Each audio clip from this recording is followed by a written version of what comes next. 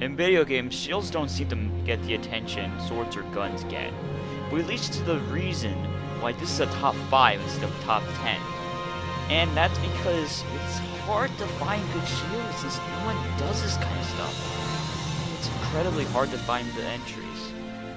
Well, I'll bring to you what I believe to be the top 5 shields in video games. Number 5. Okay, I don't play this game anymore, but these things were so annoying in those achievement servers. Those demo nights. For those who don't play TF2, let me explain. As a Demo Man class, you can get shields that let you charge at enemies, and with a sword or any melee weapon, you made yourself a Demo Knight. The main problem with a Demo Knight is that you can't control your movement very well with most of the shields, which is why it's so low on the list. I put this here because, well, the concept of it is pretty original in this kind of shooter, and is one of the most unique set of items in the game along with the bow. Number 4. The Souls games are brutally difficult, and this is a known fact, but there are something that makes the game a bit more manageable. Oh yeah, shields. Any shield in the Souls games work, preferably the larger ones, as these things are just so important to have on melee classes, unless you're going complete YOLO 2 source 360 no scope 420 blaze it, which most of us don't because we like our souls. Number 3. I'll be honest, I didn't really like Okami until the very last part of the game, but you did use shields as a weapon. Or they were called reflectors, who gives a damn. You get the best shield in the game from learning all the brush techniques. The shield's solar flare is the weapon Amaterasu had when she was at the peak of her power, and what's really interesting is that it was inspired by this Japanese myth story.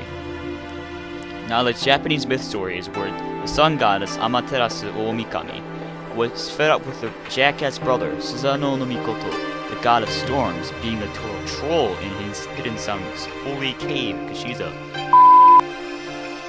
Fun fact, she used to be the husband of Tsukuyomi no Mikoto, the god of the moon, which is her brother until Tsukuyomi decided killing a god is fun.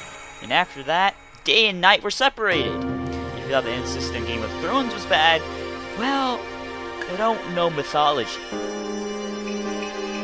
Well, okay, enough sidetracking. After she hid herself in the cave, there was an endless darkness, and she has to be outside for every sunlight, or she's a so she wouldn't come out. I can't blame her too much. She was born from Izanagi, the god that created Japan's left eye. Talk about disturbing. Since Eternal Darkness didn't seem like a lot of fun, the other gods tried to get her out, until the god of dawn came up with an idea of using a mirror by the name of Yatano Kagami. Lure her out with sheer curiosity. Thankfully, this worked, and got her out of the cave.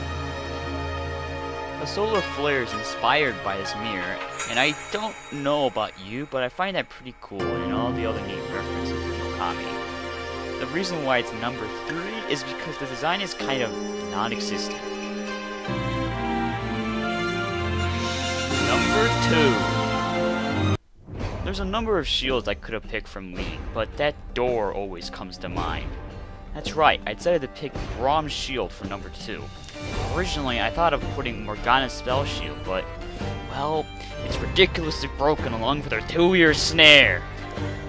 The thing about Brawl Shield is that it acts like a real shield, unlike most of the shields in the game, but that doesn't mean it was always balanced. When he was first released, around last year, he was incredibly broken to the point where he was banned almost every game. Nowadays, well, it's more balanced after the nerfs, but this is about his shield. Like a lot of the League champions, he gets his main equipment by total coincidence. And this time, he just randomly picked up a door to save someone's life, and it just happens to be this door with a ram design on it, and can have an ice shield. I'm sure you can pick these up anywhere. And number 1. When you think of a video game shield, this one always comes to mind first.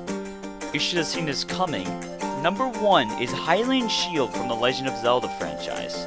I do realize that this is a really cliche way of doing this, but there's no other shield that can match up with this one. I always like the design of the shield with the Triforce and that really random bird below it. All I can say is, well, it looks cool. But this shield has always been around when Hyrule was in peril. Well, most times. And the heroes always had this shield to protect themselves with. Usually. Okay, it's not in every single Zelda game, but it's still important. This is the shield you usually get after your crappy wooden one. It protects Link from fire and doesn't break. In Skyward Sword, it's the only shield that's indestructible. It first popped up in everyone's favorite Ocarina of Time, and almost every 3D Zelda game uses it after that. Any special memories of the shield? Well, the first Zelda game I played was Wind Waker, so no, but I always look forward to getting the shield in each Zelda game. With each generation looks prettier and prettier, and I hope it comes back in the next one. Well, that was my top 5 video game shields, and if you disagree, just comment down your top 5. That's if you can, since shields are just so hard to list. You haven't been wandering with Radiant Wanderer. See you next week.